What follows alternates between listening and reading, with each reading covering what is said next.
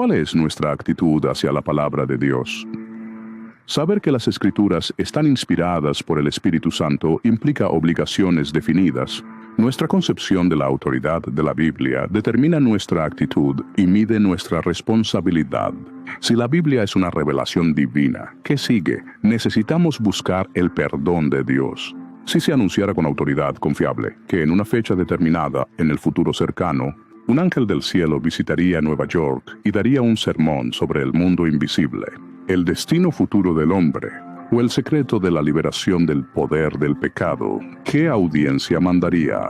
No hay un edificio en esa ciudad lo suficientemente grande para acomodar a la multitud que se agolparía para escucharlo. Si al día siguiente los periódicos dieran un informe textual de su discurso, ¿cuán ansiosamente se leería? Y sin embargo, tenemos entre las tapas de la Biblia no solo una comunicación angélica, sino una revelación divina. ¿Qué tan grande es entonces nuestra maldad si lo subestimamos y lo despreciamos, y aún así lo hacemos? Necesitamos confesar a Dios nuestro pecado de descuidar su santa palabra. Tenemos suficiente tiempo, nos tomamos el tiempo para leer los escritos de otros pecadores.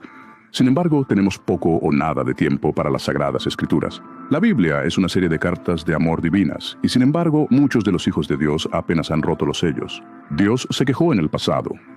Le he escrito las grandes cosas de mi ley, pero fueron consideradas como algo extraño. Descuidar el regalo de Dios es despreciar al dador. Descuidar la palabra de Dios es prácticamente decirle que cometió un error al tomarse tantas molestias para comunicarla. Preferir los escritos del hombre es insultar al Todopoderoso. Decir que los escritos humanos son más interesantes es cuestionar la sabiduría del Altísimo. Y es una terrible acusación contra nuestro propio corazón malvado. Descuidar la palabra de Dios es pecar contra su autor, porque Él nos ha mandado leer, estudiar y buscar. Si la Biblia es la palabra de Dios, entonces es el último tribunal de apelación. No se trata de lo que pienso o lo que piensa cualquier otra persona. Es lo que dicen las Escrituras. No es una cuestión de lo que enseña cualquier iglesia o credo. Es lo que enseña la Biblia. Dios ha hablado y eso termina el asunto. Por siempre, Señor, tu palabra está establecida en el cielo. Por lo tanto, me corresponde a mí inclinarme ante su autoridad, someterme a su palabra, dejar de discutir y gritar. Habla, Señor, porque tu siervo escucha.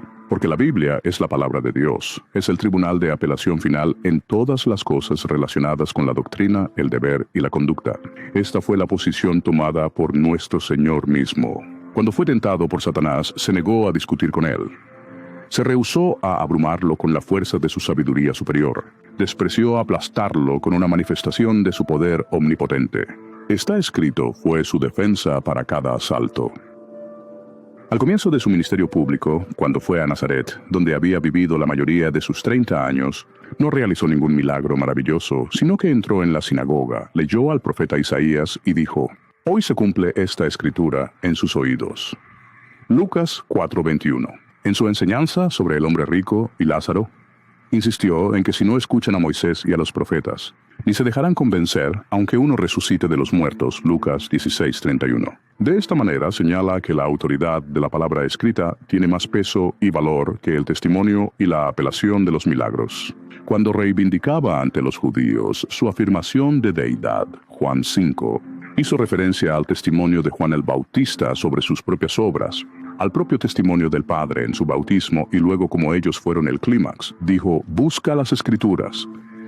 Esta fue la posición tomada por los apóstoles.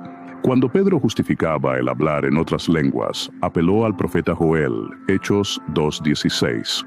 Cuando se busca demostrar a los judíos que Jesús de Nazaret era su Mesías y que había resucitado de entre los muertos, él apeló al testimonio del Antiguo Testamento, Hechos 2. Cuando Stephen hizo su defensa ante el consejo, hizo poco más que revisar la enseñanza de Moisés y los profetas.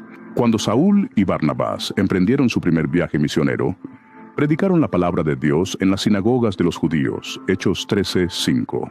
En sus epístolas, el apóstol continuamente se detiene para preguntar: ¿qué dice la Escritura? Romanos 4:3, etc. Si las Escrituras dieran una declaración clara sobre el tema en discusión, eso terminaría el asunto contra su testimonio.